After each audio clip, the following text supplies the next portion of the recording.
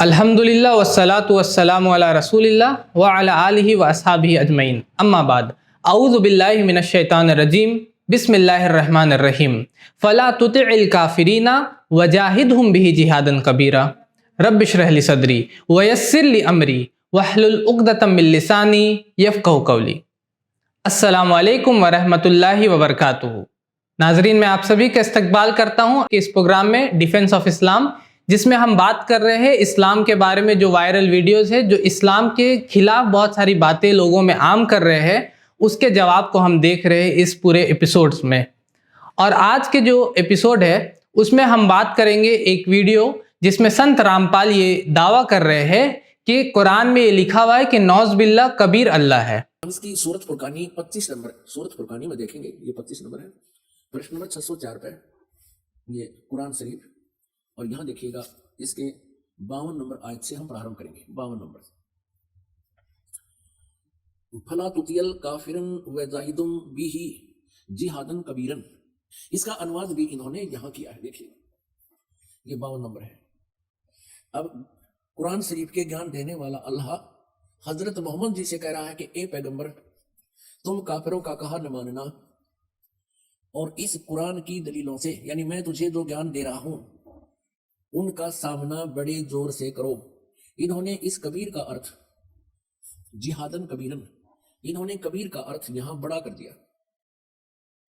अब किसी ना किसी अक्षर का, शब्द का अर्थ तो होता ही है। अब इसका वास्तविक अर्थ क्या होता है ये दास बताएगा।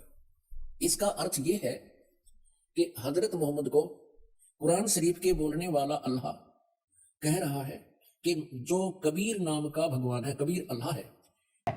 आप जनाब इन आयतों को पढ़ व देख सकते हैं, जिन आयतों के अरबी के अंदर लिखे हुए कबीर खुदा को हिंदी के अंदर बड़ा कर दिया है, जबकि कुरान मजीद के अंदर खुदा का नाम कबीर लिखा हुआ है।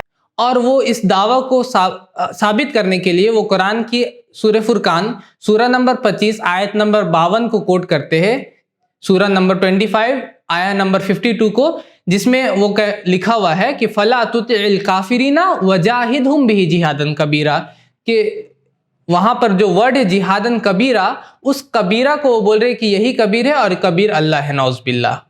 तो अगर किसी को बेसिक थोड़ा सा भी अरबी का नॉलेज होगा, थोड़ा सा भी अरबी का इल्म होगा, तो वो आपको आराम से ये कह सकता है कि यहाँ पर कबीर उस कबीर की बात नहीं हो रही है जो कि इंडिया में वाराणसी में जिनकी पैदाइश हुई, बल्कि यहाँ पर कबीरा वर्ड है जिसका मतलब है कि जिहादन कबीरा, मतलब बहुत ही बड़ा जिहाद। और इस आयत का तर्जुमा ये होता है कि अल्लाह ताला कुरान में फरमा रहे हैं कि बस आप काफिरों की इत्तिबा मत कीजिए और उनसे इस कुरान के जरिए बहुत ही बड़ी जिहाद कीजिए। कोई भी कुरान का तर्जुमा आप उठा लीजिए, चाहे वो अंग्रेजी का तर्जुमा हो, इंग्लिश का तर्जुमा हो, उर्दू का तर्जुमा हो, हिंदी का तर्जुमा हो, बंगाली का तर्जुमा हो, उड़िया तर्जुमा हो, उसमें ये साफ तौर पे लिखा हुआ होगा कि जिहादन कबीरा का मतलब क्या, कि बहुत ही बड़ा जिहाद। और खुद अगर आप संत रामपाल की वेबसाइट पे जाइएगा, ऑफिशियल वेबसाइट पे जाइएगा, और उसमें जहां पर ये साबित करे कि अल्लाह कबीर है, नौज़ बिल्लाह, उसी के अंदर वो इस आयत का सही तर्जुमा करते हैं इंग्लिश में। वो लिखते हैं कि सो डू नॉट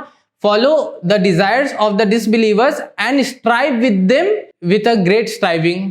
ये चीज वो लिखते हैं अपने वेबसाइट के ऊपर। तो मतलब उनको भी पता है कि तर्जुमा क्या है, उनको भी पता है कि जिहादन कबीरा का मतलब अ ग्रेट स्ट्राइविंग होता है, बहुत ही बड़ा जिहाद, बहुत ही बड़ा जद्दोजहद होता है, और ना कि कबीर होता है।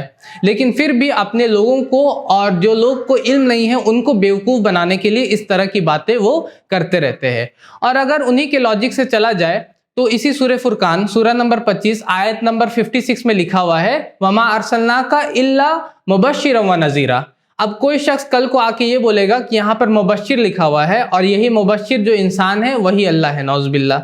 या कोई शख्स कल को आके ये भी बोल सकता है कि नज़ीरा भी लिखा हुआ है, तो कोई शख्स, मेरे दादा का नाम था नज़ीर अहमद, तो वो बोल सकता हूँ कि ये जो नज़ीर है यही अल्लाह है, नौज़ बिल्लाह। तो इनके लॉजिक से इस तरह, या इसी सूरह फुरकान सूरह नंबर 25 आयत नंबर 55 में लिखा हुआ है, वकानल काफिरु अला रब्बिका ज़हीरा, कि जो काफिर होते हैं वो अपने रब के खिलाफ काम करते शैतान से मिलकर, तो वहां पर ज़हीरा है। तो उसको भी अब कोई कल को उठ के बोलेगा कि ये ज़हीर खान है या ये ज़हीर है जो कि अल्लाह है, नौज़ बिल्लाह। तो इस तरह से अगर बात करने लगे तो आप समझ सकते कितना इलॉजिकल हो जाएगा। और इसको और भी अच्छे से हम लोग क्योंकि अगर आप बाइबल पढ़िएगा तो जो इसको मैं इसलिए एक्सप्लेन कर रहा हूं क्योंकि इससे आपको समझ में आएगा कि ये बातें कितनी बेवकूफ़ाना है और ये बातें कितनी कम इल्मी की है कि अगर आप किसी को इंग्लिश नहीं आता और मैं उसके सामने जाके बोलूंगा कि बाइबल में लिखा हुआ Exodus chapter number 29 verse number 16 में कि and thou shall slay the ram, RAM। अब वहां पर मैं जिसको इंग्लिश नहीं आता उसको मैं बोलूंगा कि दाउ शैल स्ले द राम लिखा हुआ है। बाइबल कहता कि राम को जाकर के मार डालो और ये रावण की किताब है।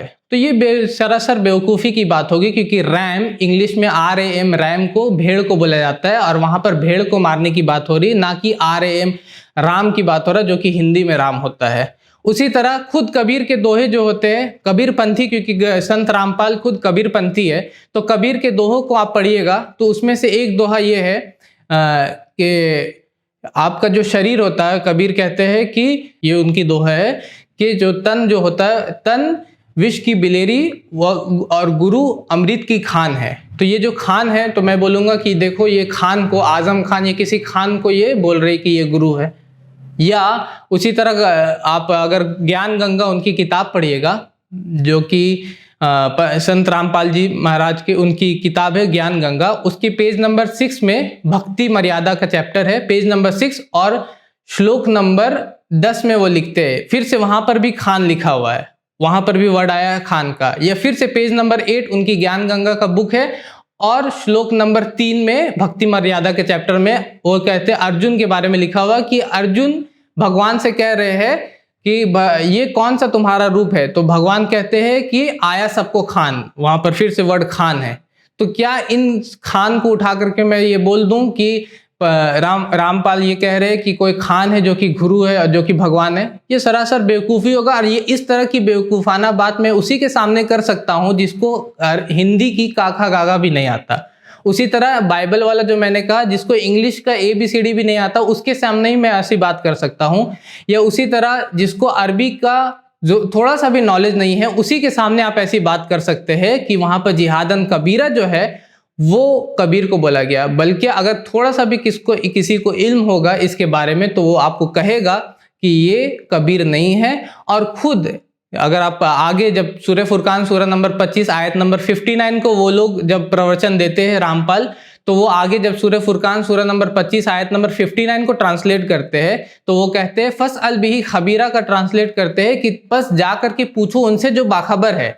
अभी यहाँ पर ही नहीं कहा कि जा करके पूछो जो खबीरा है, यहाँ पर बोला कि जा करके पूछो जो बाखबर है। तो इनको पता है कि खबीरा का मतलब क्या होता है, बाखबर होता है। जिस तरह कबीरा का मतलब बहुत ही बड़ा होता है, तो इनको अरबी का नॉलेज है, लेकिन अरबी का इनको ट्रांसलेशन भी पता है, लेकिन सिर्फ अपने लोगों को बेवकूफ़ बनाने के लिए वहां पर कबीरा को कबीर कर दिया। और जब खबीरा आया सूरह फुरकान के आयत नंबर 59 में तो वहां पर बाखबर कर दिया। और अगर आप रामपाल की वेबसाइट पे जाइएगा और उसमें अल्लाह कबीर है नौज बिल्ला, उसके आर्टिकल में सबसे आखिरी में वो कोट करते हैं सूरह इखलास को, सूरह नंबर 112 कुरान का, जो कि टचस्टोन ऑफ थियोलॉजी है, जो कि कसौटी है ये जानने के लिए कि कोई शख्स खुदा है, कोई चीज जो है वो ईश्वर है, खुदा है, अल्लाह है कि नहीं है। 4 लाइन का सूरह है सूरह इखलास सूरह नंबर 112, जिसपे हम अब देखते हैं जिस तरह के इन लोगों का दावा है कि कबीर अल्लाह है नौज बिल्ला। तो अब हम लोग देखते हैं इस सूरह इखलास की कसौटी में क्या कबीर उतरते हैं। तो सबसे पहली आयत है उसमें बिस्मिल्लाहिर्रहमानिर्रहीम कुल हुवल्लाहु अहद, कहो कि अल्लाह एक है। क्या कबीर एक थे? हम जानते हैं कि कबीर दास के जैसा और भी बहुत सारे पोएट्स गुजरे इंडिया में, तुलसीदास, सूरदास, कालिदास, और इस तरह का लिस्ट है जिसको हम बयान कर सकते हैं कि जो कि कबीर के जैसे इंसान थे और जो कि पोएट्स थे। उसी तरह तो कबीर एक नहीं थे। दूसरा लाइन है अल्लाह हुस्समद, अल्लाह जो है वो बेनियाज है, वो किसी पे डिपेंडेंट नहीं है और वो हर कोई उन पे डिपेंडेंट है, जिसको बोला जाता है सर्वपेक्ष या निराधार बोला जाता है हिंदी में। तो वो अल्लाह ताला जो है वो बेनियाज होते हैं। और हम लोग जानते हैं कबीर के बारे में कि उनकी पैदाइश जो होती है वो 1398 से लेके कुछ लोग कहते हैं 1448 तक, यानी कि कुछ ड्यूरेशन देते, एग्जैक्ट डेट पता नहीं किसी को, लेकिन उतना ड्यूरेशन में उनकी पैदाइश हुई। और उनकी मौत जो होती है 1440 से लेकर के 1500 AD तक, इतने तक माना जाता है कि वहाँ तक उनकी मौत होती है। और ये भी हम जानते हैं कबीर के बारे में कि उनकी पैदाइश जो होती है एक मुस्लिम फैमिली में होती है। हम ये भी जानते हैं कबीर के बारे में कि वो जो रामानंद होते हैं उनके शिष्य होते हैं, उनसे बहुत जो वैष्णविज्म के फॉलो करने वाले होते हैं और भक्ति मूवमेंट में बहुत सारे इन्वॉल्व होते हैं, भक्ति पोएट होते हैं रामानंद, उनसे वो इन्वॉल्व होते हैं। और कबीर के जो दोहे होते हैं उनको जब हम पढ़ते हैं तो हमको ये भी पता चलता है, जैसे कि कबीर का एक शब्द है यानी कि दोहा है कि जब मैं लोगों को सच्चाई बोलता हूँ तो लोग मुझे पीटने के लिए दौड़ाते हैं। तो आप इमेजिन कर सकते हैं, अल्लाह समद, अल्लाह बेनियाज है, लेकिन जो इंसान होते हैं उनको लोग पीटने के लिए भी दौड़ा सकते हैं। इंसान जो होते हैं उनकी पैदाइश होती है और इंसान जो होते हैं वो दूसरे पे डिपेंडेंट होते हैं, दूसरे पे से सीखते हैं, जैसे कि कबीर ने रामानंद से सीखा। उसी तरह तीसरा जो लाइन है सूरह इखलास का वो है लम यलिद वलम यूलद, वो किसी को जनते नहीं है, किसी से जने हुए नहीं है। और हम लोग जानते हैं कि बहुत सारे लोग ये कहते हैं कि कबीर ने शादी नहीं किया था, लेकिन अगर आप विकिपीडिया पे जाइएगा और तो वो कहते हैं कि हिस्टोरिकल जो एक्यूरेट हिस्टोरिकल सोर्सेज है वो ये कहते हैं कि उनकी एक बीवी थी जिनका नाम धनिया था और उनका एक बेटा भी था जिसका नाम कमल था और बेटी भी थी जिसका नाम कमली था। ये एक्यूरेट हिस्टोरिकल सोर्सेज था, डी लॉरेंस की बुक है, उसके हिसाब से वो ये कहते हैं। तो अल्लाह ताला किसी को जनते नहीं है, जबकि कबीर के बेटे भी है, बेटी भी है और उनके माँ बाप भी है। बहुत सारे लोग कहते हैं कि हिंदू ब्राह्मण फैमिली में उनकी पैदाइश हुई, लेकिन ज़्यादा एक्यूरेट बात, ज़्यादा सही बात यही है कि उनकी पैदाइश मुस्लिम वीवर्स की फैमिली में यानी मुसलमान के घर में उनकी पैदाइश हुई। तो इससे भी ये साबित हुआ कि वो अल्लाह नहीं है। और चौथा लाइन जो है कि वलम यकुल लहू कुफुवन अहद, there is nothing comparable unto him, और उसके जैसी कोई भी चीज़ नहीं है। ये इतना स्ट्रिक्ट है, इतना हार्ड है कि इसमें सिर्फ अल्लाह सुब्हानहू व तआला ही, जो सही में अल्लाह सुब्हानहू व तआला है, वही इसको उस पर फिट बैठ सकते हैं कि अल्लाह के जैसी कोई भी चीज़ नहीं है। आपका सोच, आपका इमेजिनेशन, आपकी अक्ल उतने दूर पहुंच नहीं सकती। आप इमेजिन नहीं कर सकते, आप सोच नहीं सकते कि वो किस तरह है, वो किस तरह दिखते हैं। और कबीर जाहिर सी बात है इसमें भी वो फिट नहीं बैठते। तो खुद संत रामपाल के वेबसाइट में जो दिया हुआ है टचस्टोन ऑफ थियोलॉजी, इस्लाम का कसौटी जो ईश्वर के बारे में, अल्लाह के बारे में, उसमें खुद कबीर फिट नहीं बैठते, जिससे हम ये कह सकते हैं कि कबीर अल्लाह सुब्हानहू व तआला नहीं है। और जो लोग ये कह रहे हैं कि कबीर अल्लाह है और जो लोग ये कह रहे हैं कि कबीर अल्लाह, ये सूरह फुरकान की आयत नंबर 52 से साबित कर रहे हैं, वो सरासर झूठ फैला रहे हैं और उनकी बात में ज़रा सा भी सच्चाई नहीं है। जिसको थोड़ा सा भी इल्म होगा, थोड़ा सा भी नॉलेज होगा अरबी लैंग्वेज का, वो उसको बोल सकता है वहीं पर कि ये बात सरासर गलत है, झूठ है, जिसमें कोई भी सच्चाई नहीं है।